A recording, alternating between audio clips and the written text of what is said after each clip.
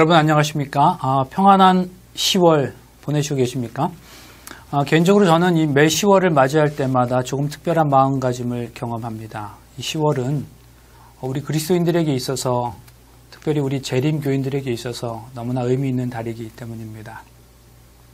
10월은 1년 중에 가장 두렵고 떨리는 마음으로 자신을 돌아보며 살아갔던 구약성경 시대 이스라엘 백성들의 모습을 또한 기억나게 합니다. 왜 그럴까요? 이 10월에 대속죄 일이 있었지요. 10월은 또한 마치 이번 이 10월을 보내고 나면 더 이상의 이 세상에서의 삶은 없는 것처럼 참으로 진지하고 순결하게 살았던 1844년에 그때 그 그리스도인들의 삶을 돌아보게 합니다. 왜 그럴까요? 우리 재림교회가 생겨나기 전에 예수님의 재림을 사모하여 그 재림을 기다렸던 무리들이 10월의 어느 날에 예수님께서 재림하실 것으로 기대하고 정말로 간절하게 진지하게 보냈던 바로 그 달이 10월이기 때문입니다. 그런데 여러분, 우리가 어쩌면 아무 생각 없이 그저 예년과 똑같이 바쁘게 보내고 있는 이 한 달, 이 10월이 바로 그러한 달임을 기억해야죠. 우리보다 앞서 이 믿음을 가졌던 사람들이 가장 진지하게 자신의 삶을 돌아보고 자신의 인생에서 오직 예수님의 재림에 온갖 초점을 다 맞추고 이 땅의 모든 것을 다 포기하고서라도 하나님만을 기억하며 살았던 바로 그 달이 오늘 우리가 보내고 있는 10월이었음을 기억하시고 특별히 우리의 마음을 새롭게 하실 수 있기를 간절히 바랍니다. 그런데요, 또 사실 따지고 보면 이 10월뿐이겠습니까? 하나님의 섭리가 함께하는 우리 매일의 삶에서 덜 중요하고 덜 의미 있는 날이나 달이 또 어디 있겠습니까?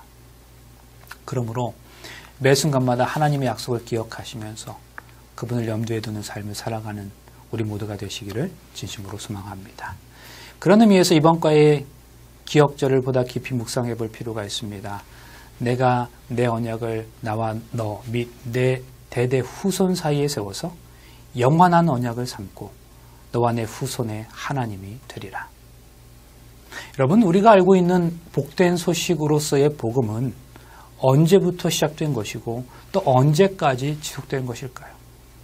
성경은 그것이 영원한 복음이라고 말해요.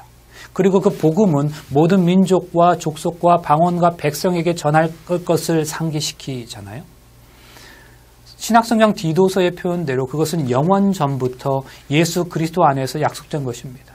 그런데 여러분, 복음이 영원한 것처럼 하나님과의 언약 역시 영원한 것임을 상기시키고 있습니다. 왜냐하면 복음의 본질이 언약이고 언약의 본질이 꼭 복음이기 때문입니다. 그렇다면 여러분, 언약이 영원하다는 의미가 우리에게 주는 의미는 뭘까요? 언약의 내용과 그것이 우리에게 요구하는 것은 무엇일까요? 사실 여러분, 하나님의 언약이 영원하다는 사실은 우리에게 정말 많은 것을 깨닫게 해요. 우리가 하나님 사이에 맺어진 이 언약의 영원함, 그런데 그 언약의 끝까지 기억하시고 그 언약에 신실하신 분은 우리가 아니고 하나님이시잖아요. 그래서 이것은 하나님의 신실하심을 의미해요. 또한 언약은 혼자 맺는 것이 아닌데 특별히 이 언약이 하나님과 맺어진 언약이라면 하나님과의 관계도 영원할 것임을 의미합니다.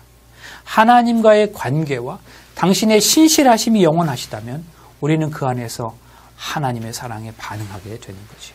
그래서 우리는 이번 과에서 이러한 사실들을 모두 경험하게 될 겁니다. 그래서 우리가 예배하는 하나님께서는 어떠한 상황 속에서도 자신의 언약에 신실하신 분이심을 깨닫게 될 거예요.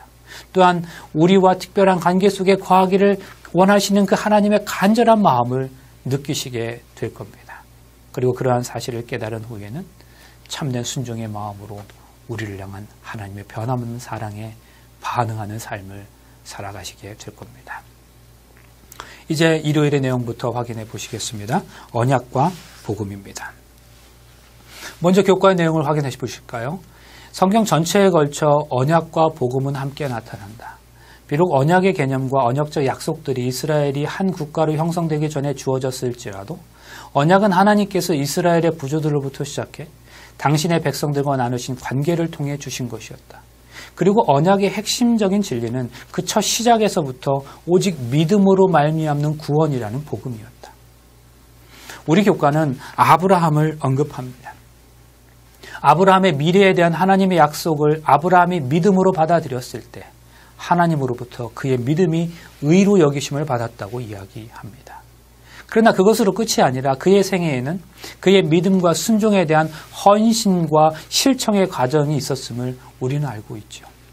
믿음을 통해 의롭게 되었지만 그 믿음을 삶에서 실제적으로 드러나는 과정도 필요했다는 말씀입니다. 지금까지 교회 안에서 율법과 복음의 관계가 무엇인지에 대한 다양한 이해와 의견이 있었습니다. 그런데 그런 다양한 의견들 속에서도 이 문제에 대한 해답은 오직 하나님의 말씀 속에서 찾을 수 있어야 합니다. 그 성경이 우리에게 무엇이라고 말하고 있는가 하는 것이 이 문제에 대한 해답이 되어야 한다는 말씀이죠. 예수님께서는 내가 율법이나 선지자나 폐하러 온 줄을 생각하지 말라. 폐하러 온 게 아니고 완전케 하려 함이로라고 분명하게 말씀하셨습니다. 따라서 우리는 율법과 예수님과의 관계가 폐함의 관계가 아니라 완전케 함의 관계임을 알 수 있어요. 이것은 율법과 복음의 관계도 대립이나 폐지의 관계가 아니라 완성의 관계임을 말해주고 있는 거죠. 그러면 복음은 율법의 완성이라는 것은 무슨 의미를 뜻하는 걸까요? 예수님께서 율법을 완성하셨다고 하실 때 이것은 구약의 율법을 그대로 두고서 거기에다 무엇을 덧붙여서 완성했다는 말이 아니에요. 그렇다면 그것은 하나의 보충의 의미밖에 안 될 것이기 때문입니다. 또 예수님께서 율법에 기록된 내용들을 그저 수동적으로 이루셨다는 의미도 아니에요. 그렇다면 예수님께서는 하나의 기계처럼 지시되어 있는 대로 실행하는 것밖에 안 되는 것이기 때문일 겁니다. 예수님은 율법의 주체가 되셔서 능동적으로 주체적으로 율법을 이루셨습니다. 왜냐하면 율법은 그림자고 예수님이 몸이시기 때문입니다. 우리 주님은 율법에서 당신 자신에 대한 기록들을 이루는 삶을 사셨어요. 또한 예수님은 율법이 가진 원래의 의미를 회복하셨습니다. 단순히 문자에 대한 순종을 넘어서는 것이었죠. 따라서 우리는 성경의 모든 계명들을 그리스도 안에서 이해할 수 있어야 합니다. 예를 들어 안식일 계명도 그리스도 안에서 이해해야 하는 것이지요. 안식일의 주인은 그리스도이시며 우리의 모든 삶은 그리스도를 위해서 온전히 헌신하는 신앙의 표현으로서 안식일을 보낼 수 있어야 합니다. 단순히 두려움과 금지의 소극적인 안식일 개념에서 기쁨과 선행의 적극적인 안식일 개념으로 바뀌어야 하는 거죠.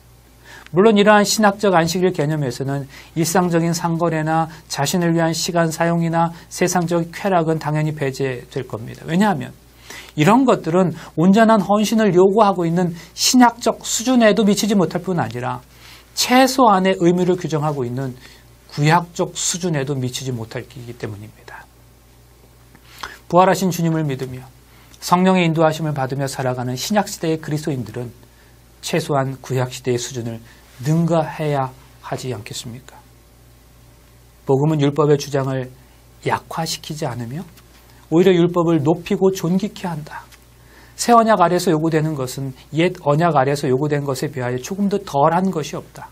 아무도 육신적인 아니란 생각으로 믿음이 어떻든지 생애가 아무리 불완전하든지 성실하기만 하면 하나님께서 용납하시려는 즐거운 망상을 해서는 안 된다. 하나님께서는 당신의 자녀들에게 완전한 순종을 요구하신다. 네, 언약과 복음, 율법과 복음은 성경 전체에 걸쳐서 흐르고 있어요. 그런데 이 언약에는 믿음으로 의롭게 되고 또 그것을 통해 얻게 되는 구원을 이야기하고 있음을 기억하시기를 바랍니다. 자, 이제 월요일 내용입니다. 언약과 이스라엘. 네가 가서 그 땅을 차지함은 내 공의로 말미암음도 아니며 네 마음이 정직함으로 말미암음도 아니요 이 민족들이 악함으로 말미암아 내 하나님 여호와께서 그들을 내 앞에서 쫓아내심이라. 여호와께서 이같이 하시면 내 조상 아브라함과 이삭과 야곱에게 하신 맹세를 이루려 하심이니라. 여러분, 이 말씀 참 은혜가 있어요. 이 성경절을 현대어 성경으로 읽어볼까요? 여러분이 그 땅을 얻게 되는 것은 여러분이 의롭다거나 정직해서가 아닙니다. 그들이 악한 이유도 있지만 사실은 여호와께서는 여러분의 조상 아브라함과 이삭과 야곱에게 하신 약속을 지키기 위해서 그들을 쫓아내실 겁니다. 하나님께서 이스라엘 백성들에게 땅을 주시면서 뭐라고 말씀하신다고요? 이것은 너희가 특별히 잘나서가 아니라는 거예요. 이것은 그저 이전에 내가 너희 조상들과 했던 약속 때문이다. 그거 지키기 위해서 하는 거야. 이렇게 말씀하시는 거예요. 여러분, 하나님의 구원하시는 은혜의 위대한 상징이 되는 애굽에서부터의 탈출 역시 하나님께서 그들의 조상들과 맺으셨던 언약에 근거하고 있었음을 기억하세요. 즉 언약의 수여자들이 태어나기도 전에 그들을 위한 약속들이 주어져 있었던 거죠. 그러므로 그들은 그들 스스로 그 약속을 받을 만한 어떠한 일도 하지 않은 채 기적과 여러 사건을 통해 하나님께서 이루신 약속되어 있던 구원을 받았던 것입니다. 이것을 복음의 공동체성이라고도 표현할 수 있겠습니다. 이것과 관련해서 한 가지 생각나는 장면이 있어요. 다윗이 왕이 된 후에 어느 날 사울의 집안에 살아남은 자가 있는지 살펴봅니다. 그리고 요나단의 아들 무비보셋이 살아있다는 사실을 확인하게 되지요. 그래서 그를 왕궁으로 부르는데요.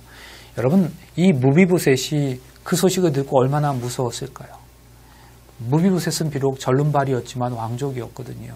그런데 다른 사람이 왕이 되었으니 더구나 그를 그렇게 괴롭히던 사울의 손자였으니 숨어서 살 수밖에 없었습니다. 그런데 어느 날 왕이 자신을 찾는다는 거예요. 왕 앞에서 벌벌 떠고 있는 무비보셋에게 다윗이 말해요. 두려워하지 말아라. 내가 너희 아버지 요나단을 생각하여 너에게 은혜를 베풀려고 너를 불렀다. 내가 너희 할아버지 사울이 소유했던 땅을 모두 너에게 돌려주고 또 내가 너를 항상 내 식탁에서 먹도록 하겠다. 무비보셋이 요나단 때문에 은혜를 입었다는 거예요. 그는 그 은혜를 받을 만한 일을 하지 않았어요. 그런데 그저 아버지 때문에 그가 은혜를 누리는 거죠. 그러니까 여러분, 이번 기회 언약에 대한 이해를 좀 새롭게 하실 수 있게 되길 바랍니다. 우리가 잘해서가 아니에요. 우리가 요청해서가 아니에요. 이미 창세전에 하나님께서 그렇게 계획하셨고 우리 열조들과 맺으신 언약 때문에 오늘 우리는 이 은혜를 누리고 있는 겁니다. 그러므로 우리가 이 하나님의 언약을 생각할 때마다 더 깊은 감사와 찬양의 이유가 되실 수 있기를 간절히 소망합니다. 화요일 내용입니다. 언약의 책. 여기에는 우리 교과는 신명기 5장 1절부터 21절에 긴 말씀을 언급해요. 사실 언약이라는 주제가 좀 어렵게 느껴지고 이게 내 믿음과 구원에 어떻게 영향을 줄 수 있겠는지에 대한 생각을 들게 할 수도 있으실 거라고 생각해요. 그런데 가만히 이것을 좀 가슴으로 느껴보시길 바라요. 신명기 5장은 하나님께서 주신 10계명에 대하여 모세가 이스라엘의 신세대들에게 재해석해서 설명하는 내용이에요. 잘 보세요. 모세는 40년 전에 시내산에서 이제 막 출애굽한 이스라엘 백성들과 더불어 맺으셨던 언약을 상기시킵니다. 그러면서 오늘 내가 너희 귀에 말하는 그 규례와 율례와 법들을 듣고 그것을 배우며 지켜 행하라고 이야기합니다. 오늘이라는 표현을 주목해 보세요. 그리고 3절이에요. 이 언약은 여호와께서 우리 열조와 세우신 게 아니고 오늘날 여기 살아있는 우리 모두와 그러니까 우리와 세우신 것이라 이렇게 말합니다. 잘 보세요. 40년 전에 시내산에서 주신 율법과 언약을 묘사하면서 그 율법과 언약이 이전의 열조와 맺은 게 아니라 오늘 여기 있는 우리와 세우신 것이래요. 다시 말씀드리면 이전에 그 언약의 대상에는 당시에 존재하지도 않았던 나도 함께 포함되어 있다는 말씀이죠. 여러분, 이 개념은요, 굉장히 중요한 개념이에요. 일종의 공동의 연대적 개념으로 이해할 수 있는데요. 성경에 특별히 하나님의 구원하심을 언급하면서 하나님께서 이전의 족장들에게 행하셨던 어떤 일을 언급하시다가 갑자기 그게 사실은 지금의 너희랑 한 거야. 거기에 너희들도 사실 포함되어 있었다. 이런 뉘앙스로 말씀하시는 장면이 성경의 여러 곳에서 나옵니다. 지금 신명기 5장이나 6장 또 여호수아 24장에서도 그런 내용들이 등장해요. 내가 너희 열조를 애굽에서 인도하여 잘 보세요. 너희 열조를 바다에 이르게 한즉 애굽 사람이 병과 마병을 거느리고 너희 열조를 홍해까지 따르므로 너희 열조가 나 여호와께 부르짖기로 열조 이야기하다가 내가 너희와 애굽 사람 사이에 흑암을 두고 바다를 이끌어 그들을 덮었나니 여기서부터는 너희예요. 내가 애굽에서 행한 일을 너희가 목도하였으며 또 너희가 여러 날을 광야에 거하였느니라. 내가 또 너희를 인도하여 요단 저편에 거하는 아모리 사람의 땅으로 들어가게 하매 그들이 너희와 싸우기로 내가 그들을 너희 손에 붙이매 너희가 그 땅을 점령하였고 나는 그들을 너희 앞에서 멸절하였느니라. 분명하죠. 여러분, 모세는 하나님께서 40년 전에 지금 이스라엘 백성들의 조상들과 맺으셨던 그 언약을 이제 가나안으로 들어가려는 새로운 세대들에게 상기하면서 너희 열조 하다 갑자기 너희로 바뀌는 거예요. 그때 그 언약에는 너희도 포함되어 있었기 때문에 이제 약속도 의미도 너희들의 것임을 강조하고 있는 거예요. 여러분, 이 사실이 무엇을 말하고 있습니까? 성경에 기록된 말씀은 단순히 과거에 머물러 있는 게 아니라 오늘을 살아가는 나를 위한 말씀이라는 거죠. 하나님은 그때 그 믿음의 열조들과 언약을 맺으실 때에 오늘의 나도 염두에 두셨다는 사실이에요. 은혜의 언약은 에덴에서 처음으로 사람으로 더불어 맺어졌고 타락 후에 여인의 후손이 뱀의 머리를 상하게 하겠다는 하나님의 약속이 주어졌다. 이 언약은 모든 사람에게 용서를 제공하고 그리스도 안에 있는 믿음을 통하여 순종할 수 있도록 돕는 하나님의 은혜를 제공하였다. 그것은 또 하나님의 율법에 대한 충성을 조건으로 그들에게 영생을 약속하였다. 여러분, 그랬기 때문에 즉 그때 그 언약이 오늘의 나도 포함되어 있기 때문에 그때 그 하셨던 하나님의 언약이 오늘 나에게도 적용될 수 있는 거예요. 그런 의미에서 이 언약이 영원한 거예요. 그런 의미에서 이 언약이 내게는 말할 수 없는 축복인 거죠. 성경 시대에 말씀하셨던 그 축복과 은혜가 오늘 나에게로 전달되어질 수 있는 거예요. 그러므로 오늘 우리에게 허락된 이 언약에 반응하시면서 그 언약의 축복과 은혜를 매일매일 경험하시며 그렇게 살아가시는 우리 모두가 되시기를 간절히 소망합니다. 수요일입니다. 하나님의 특별한 백성. 지난주에 우리가 모든 살아있는 생명체를 멸절하는 전쟁병인 헤렘법에 대해 살펴보았어요. 하나님께서 가나안을 정복하신 과정에서 그 헤렘법을 명령하신 이유가 있었어요. 그 주변의 나라들은 하나님께서 원치 않으시는 일들을 매우 자연스럽게 자행하고 있었던 거죠. 이는 그들이 그 신들에게 행하는 모든 가증한 일을 저희에게 가르쳐 본받게 하여 너희가 너희 하나님 여호와께 범죄하게 하려까 함이니라. 하나님께서 왜 완전히 다 죽이라고 하셨다고요? 이유가 무엇이라고 말합니까? 모든 가증한 일 때문에. 그들의 죄가 완전히 가득 찼다는 거죠. 그들에게는 두 가지 가증한 일이 있었어요. 첫째는 우상 숭배와 관련한 것이었습니다. 그들은 바알과 아세라를 비롯한 우상 숭배와 관련해서 그들의 성전에서는 성적인 문란한 행위들이 항상 행해졌어요. 가나안 땅은 성적으로 굉장히 문란했던 곳이었습니다. 그렇기 때문에 하나님께서는 만약 이들을 살려두면 이스라엘 백성들이 그것을 배울까 봐 염려하셨던 거죠. 그래서 그들을 모두 진멸하라고 말씀하셨던 겁니다. 가증한 일의 또 다른 한 가지는 이런 것이에요. 내 하나님 여호와께서는 내가 그와 같이 행하지 못할 것이라. 그들은 여호와께서 꺼리시며 가증히 여기시는 일을 그들의 신들에게 행하여 심지어 자기들의 자녀를 불살라 그들의 신들에게 드렸느니라. 두 번째 가증한 것은 그들은 자신의 아들과 딸을 제물로 바쳐서 태워 죽이는 사람들이었어요. 가나안 땅을 정복하고 나서 그들로부터 이런 가증한 일을 배울까 봐 하나님께서는 헤렘법을 선포하신 거예요. 교과 내용을 좀 확인해 보겠습니다. 그렇기 때문에 하나님께서는 특별한 목적을 가지고 이스라엘을 불러내셨던 것이다. 그들은 하나님과 언약관계에 들어가므로 하늘과 땅을 창조하신 유일한 하나님을 세상에 나타내 보이는 특별한 백성들이 될 것이었다. 자, 계속해서 봅니다. 그들은 참 하나님과 구분에 대한 진리를 아는 유일한 백성이었고 그 하나님께서 사람들로 하여금 어떻게 살기를 원하시는지 아는 유일한 백성이었다. 그들은 현대 진리를 가지고 있었을 뿐 아니라 진리 되시는 예수님이 오실 때까지 주어진 환경 속에서 최선을 다해 그 진리를 나타내 보이며 살아야 했다. 여러분, 언약이 영원한 이유는 무엇 때문이라고 했습니까? 이전에 하나님께서 당신의 백성과 언약을 맺으실 때 그 심중에 누구도 있었다고요? 네, 바로 저와 여러분이 포함되어 있는 거죠. 그래서 언약의 결과로서 따르게 되는 사명과 역할 역시 바로 오늘 우리의 것임을 기억할 수 있어야 돼요. 그렇다면 여러분, 오늘 우리가 이 땅에 살고 있는 이유가 분명해지는 거죠. 주님께서는 당신의 백성 이스라엘에게 거룩한 의미를 위탁하기 위하여 그들을 불러내어 세상과 분리하셨다. 그분은 그들을 당신의 율법을 보관하는 자로 삼으시고 그들을 통하여 당신 자신에 대한 지식을 사람들 사이에서 보존하고자 계획하셨다. 그들을 통하여 하늘의 빛은 지상의 어두운 곳에서 비춰져야 했고 모든 사람들에게 그들의 우상 숭배를 버리고 살아계신 참 하나님을 섬기라고 호소하는 음성이 들려져야 했다. 여러분이 귀한 소명이 우리 매일의 삶에서도 기억되어지고 또 실천되어질 수 있기를 간절히 바랍니다. 다른 이미지들, 목요일입니다. 우리 교과는 언약이라는 개념이 때때로 매우 엄격하고 딱딱하고 격식적인 것으로 보여질 수 있음을 인정해요.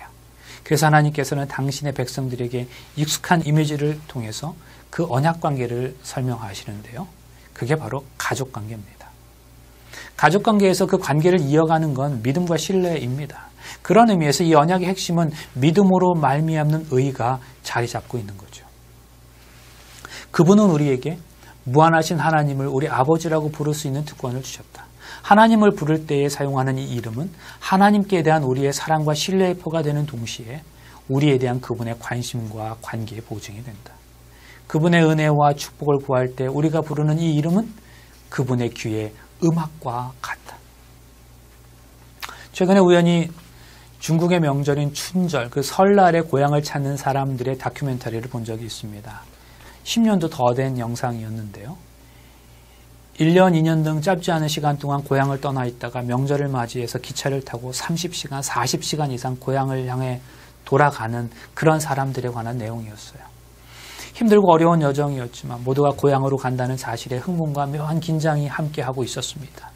수십 시간을 달리는 그 기차 안에서 끼니를 해결하고 앉아있는 것 자체가 허리가 너무 아파서 일었다 놨다 섰다를 앉았다를 반복하는 가운데 하루하루를 보내는 사람들의 영상이었습니다. 제가 그 다큐멘터리를 계속 보고 있는데요. 제 마음에 쏙 파고드는 나레이터의 멘트가 있었습니다. 달리는 기차 안에서 차창 밖을 바라보고 있는 사람들의 장면이 나오면서 그때 나레이터는 이런 멘트를 얘기합니다. 시간이 흘러갈수록 풍경은 더욱 고향의 모습을 닮아가고 있다. 여러분, 우리도 그럴 수 있으면 좋겠습니다. 아버지 하나님을 향해 나아가는 우리의 믿음과 신앙의 여정이 깊어가고 또 계속될수록 우리의 고향 하늘의 모습이 우리 주변에서 더 느껴질 수 있으면 좋겠습니다. 여러분, 이 시대에 우리 교회 또 개인적으로서는 우리들 각자에게 하나님께서 맡겨주신 사명이 있습니다. 그게 이번 기회 내용 표현대로 얘기하자면 이미 우리와 맺으신 언약이에요. 이 언약에는 항상 언약 이행이 포함되어 있지요. 은혜의 선물이지만 그것은 순종을 통해 얻고 누릴 선물인 것입니다. 여러분, 우리가 받은 언약의 축복 속에는 우리가 실천해야 할 약속들도 포함되어 있습니다. 이것이 구약과 신약 모두에서 일관되게 나타나는 성경의 패턴입니다. 이번 한 주간 동안 하나님께서 이미 열조들과 맺으셔서 오늘 내가 그 축복을 경험하고 있음에 감사하시면서 하나님께서 나 개인을 통해서 어떠한 것을 이루시기를 원하시는지 조용히 묵상하실 수 있기를 간절히 바라면서 오늘 교과를 마치겠습니다. 다음 주에는 제4과 내 하나님 여호와를 사랑하라는 제목으로 다시 만나시겠습니다. 다음 주에 뵙겠습니다. 감사합니다.